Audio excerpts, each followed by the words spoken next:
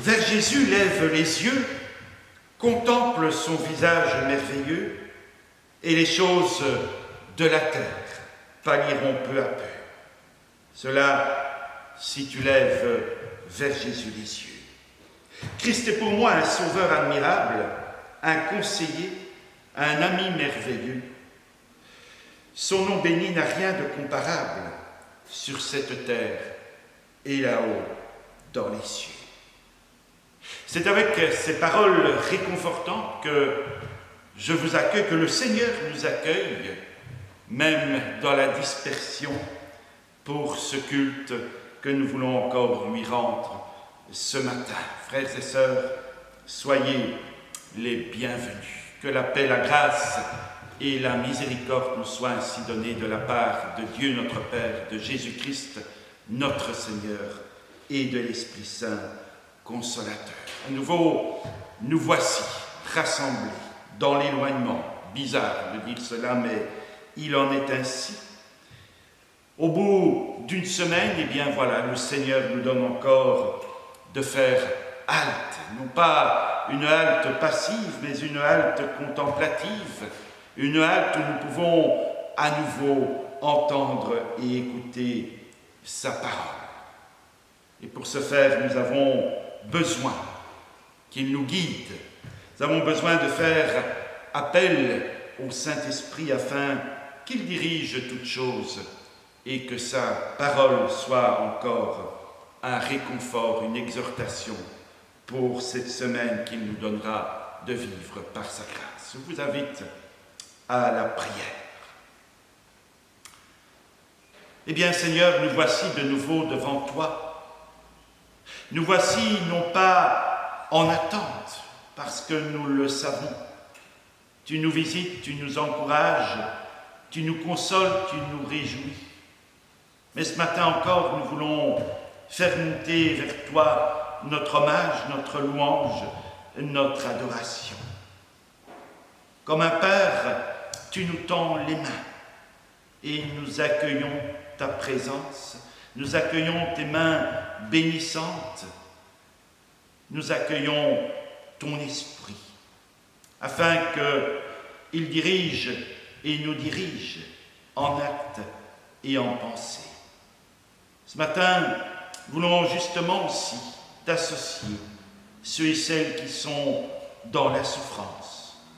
Nous t'associons toutes ces personnes qui sont hospitalisées, dans la détresse, dans la souffrance, dans l'inquiétude, en te demandant de les rejoindre là où elles se trouvent et de leur accorder ta paix et ta grâce. Nous pensons à nos aînés, particulièrement ceux qui se trouvent dans ces maisons de repos, isolés de tout et de tous. Là aussi, Seigneur, apporte-leur ta joie. Vraiment, que ta parole eh bien, soit efficace en nous, afin que nous portions fruit. Seigneur, te demandons vraiment que nous soyons toujours porteurs et porteuses d'une bonne nouvelle dans ce monde si assombri. Nous te le demandons humblement et simplement dans le nom béni de notre Seigneur Jésus-Christ. Amen.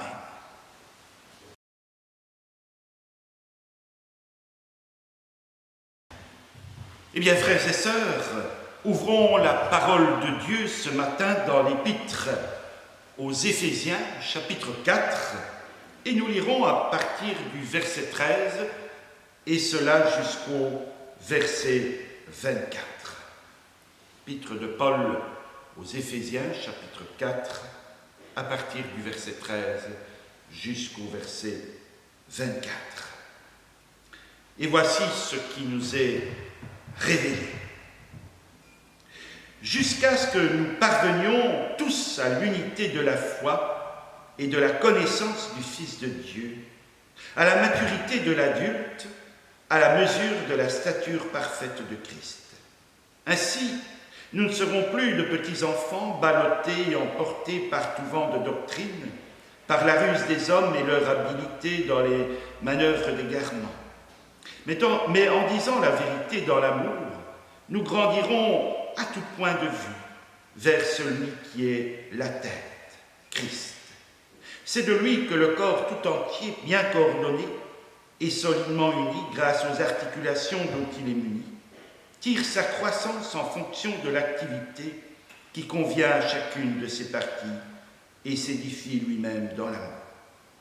Voici donc ce que je dis et ce que j'affirme dans le Seigneur. Vous ne devez plus vous conduire comme les non-croyants qui se laissent guider par la sottise de leurs pensées. Ils ont l'intelligence obscurcie, ils sont étrangers à la vie de Dieu à cause de l'ignorance qui est en eux, à cause de l'endurcissement de leur cœur. Ils ont perdu tout sens moral et se sont livrés à la débauche pour commettre avec avidité toutes sortes d'impuretés. Mais vous, ce n'est pas ainsi que vous avez appris à connaître Christ. Si du moins c'est lui que vous avez écouté, et si c'est en lui que vous avez été enseigné, conformément à la vérité qui est en Jésus. On vous a enseigné à vous débarrasser du vieil homme qui correspond à votre ancienne manière de vivre et se détruit sous l'effet de ses désirs trompeurs. À vous laisser renouveler par l'Esprit dans votre intelligence et à vous revêtir de l'homme nouveau, créé selon Dieu, dans la justice et la sainteté qui produit la vérité. Ainsi, nous terminons pour ce matin la lecture de la parole de Dieu et que le Seigneur conduise ainsi notre compréhension de sa parole. Serions-nous capables ce matin de nous souvenir d'un ou de plusieurs faits, d'événements qui ont marqué notre quotidien durant cette semaine, ou durant, évidemment, les semaines précédentes? Ce n'est pas si facile que cela, de prime abord. Et là où les raisons à cela, c'est que les jours, les semaines, ou encore les mois et les années ponctuant notre existence, eh bien, sont composés d'événements innombrables. Il arrive même que nous ne nous souvenions pas de ce que nous avons fait, de ce que nous avons subi tel ou tel jour, telle ou telle semaine. À vrai dire, chaque jour est en lui-même un fait marquant. Et on ne termine jamais une journée comme on l'a d'ailleurs commencé. Il y a tant de choses qui entrent en ligne de compte. Il y a certes la fatigue accumulée, par exemple, il y a le travail, il y a les rencontres amicales, familiales, mais également, oui, le stress, voire des nouvelles qui nous ont peut-être peinés, qui nous ont fâchés, qui nous ont déstabilisés. Et pour nous, chrétiens, chrétiennes, c'est encore plus difficile de pouvoir nous souvenir d'un fait marquant, d'un fait précis, étant donné qu'à chaque jour qu'il nous est donné de vivre, eh bien, la présence de Dieu et tout ce que cela implique sont innombrables, parce que tous nous rappellent à la fois sa présence, comme je viens de le souligner, mais également ses bénédictions. Chaque jour que Dieu fait et nous donne de vivre, eh bien, nous rappelle combien ses bienfaits sont réels. Les privilèges qu'il nous accorde, privilège de lui parler, privilège d'entretenir une relation, de pouvoir lui exprimer nos sentiments divers, eh bien, est un jour marquant et béni. Et ces bénédictions, ces privilèges, ne se cantonnent pas non plus au fait de pouvoir compter sur lui, mais d'être également conscient de notre importance, de notre impact sur notre entourage, que celui-ci soit intime ou quelque peu éloigné. Mais voilà, l'Écriture nous dit, et Paul nous dit que Dieu désire que nous ressemblions, que nous lui ressemblions. Et face à cette réalité, il nous est donné de choisir deux attitudes. La première, c'est de se dire « Oh, parfait, merveilleux, ressembler à Dieu.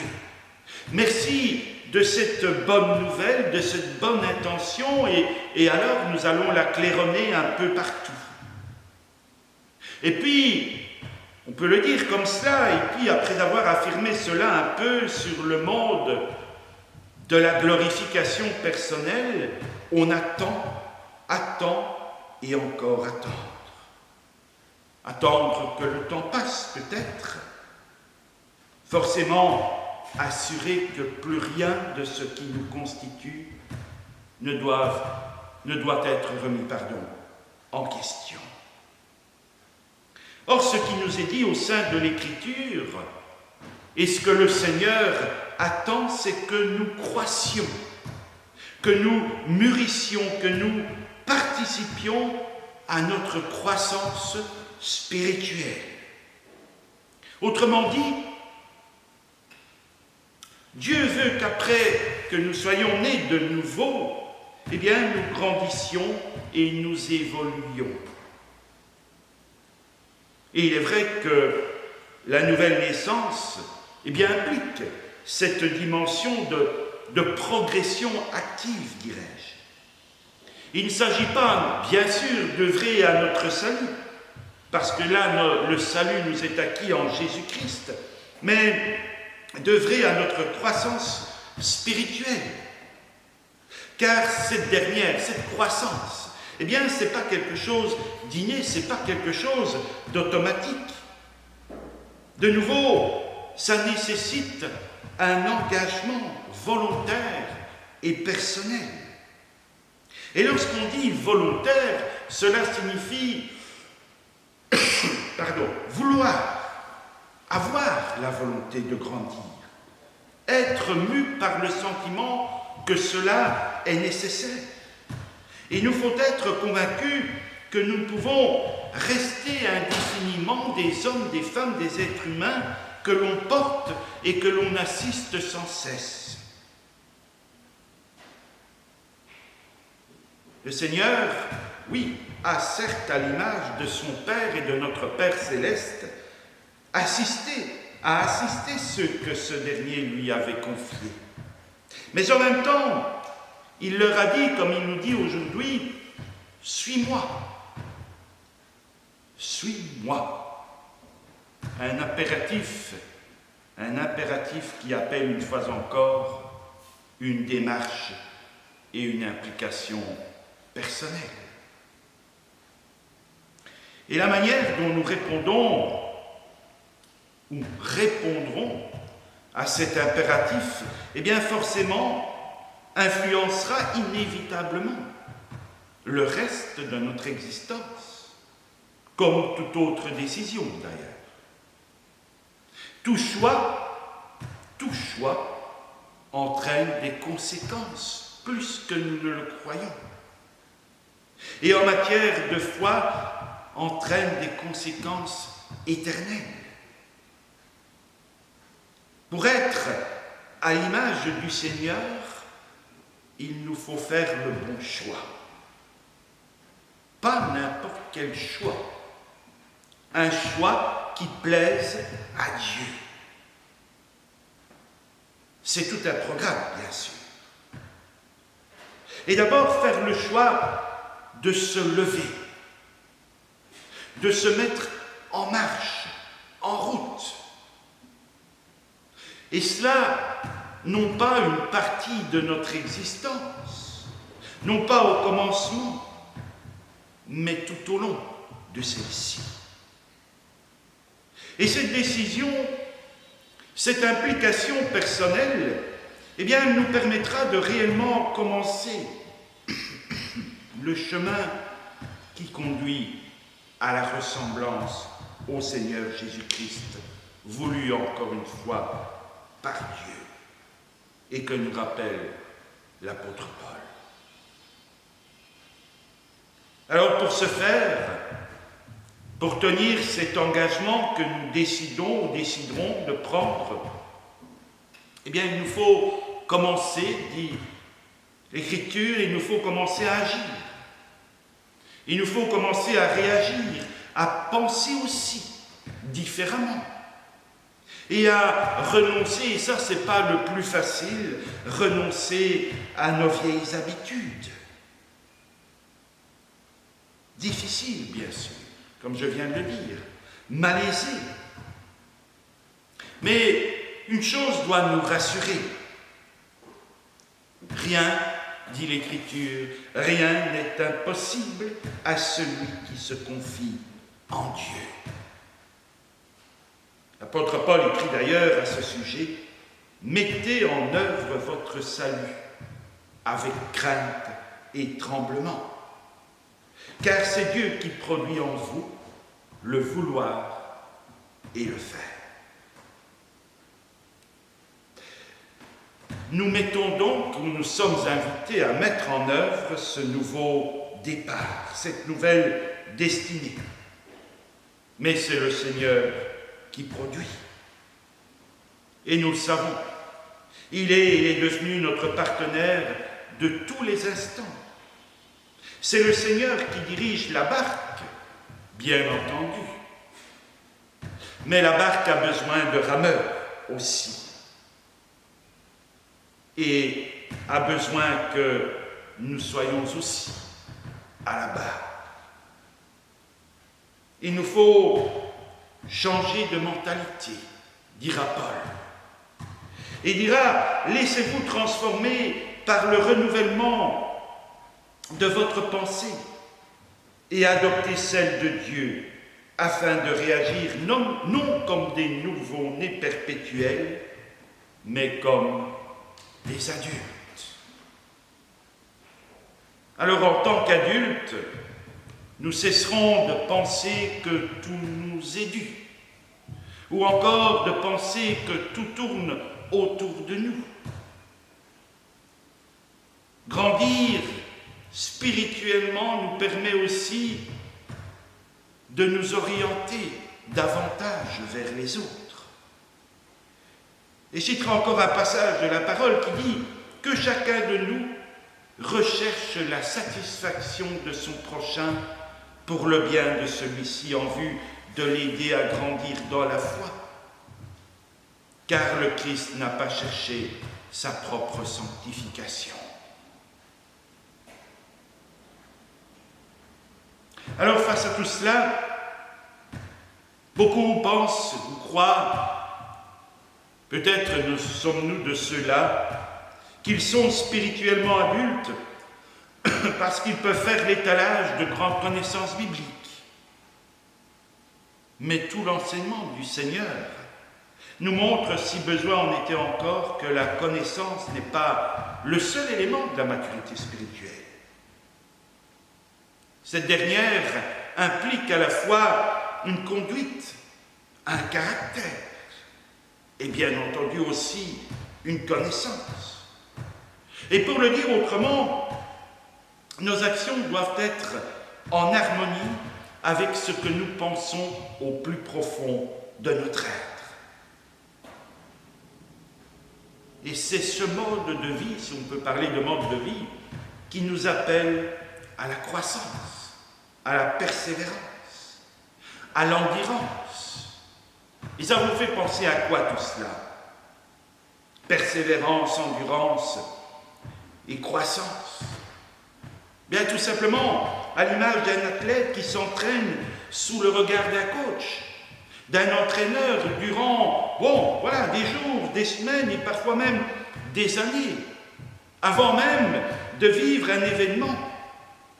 Et cela pour parvenir au top de sa maturité physique lorsque la compétition débutera.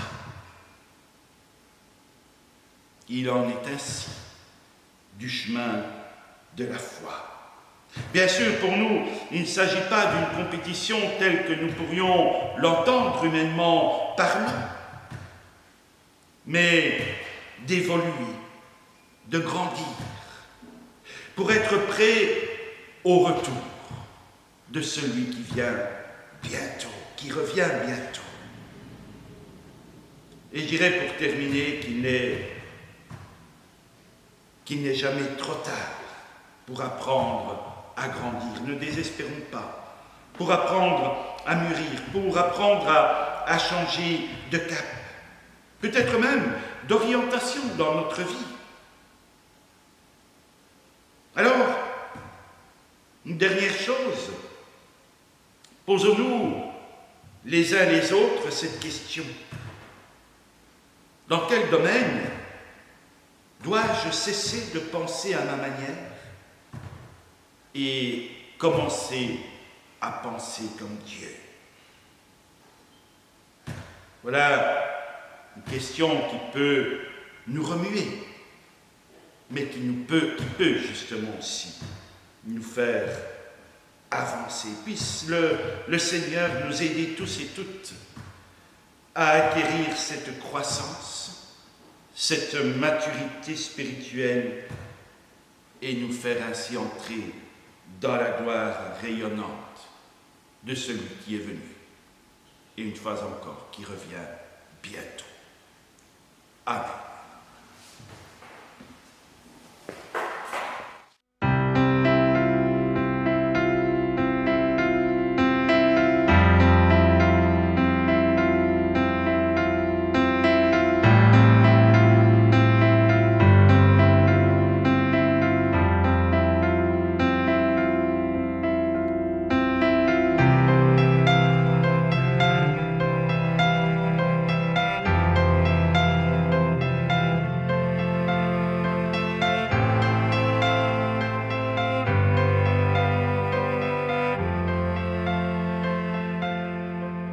Éveille-toi, mon âme, éveille-toi, mon âme.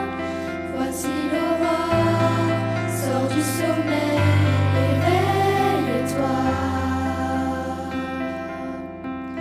Éveille-toi, mon âme, éveille-toi, mon âme.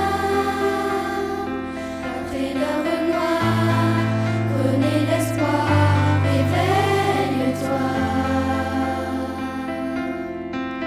Il a souffert, il s'est livré, sacrifié là sur le bois.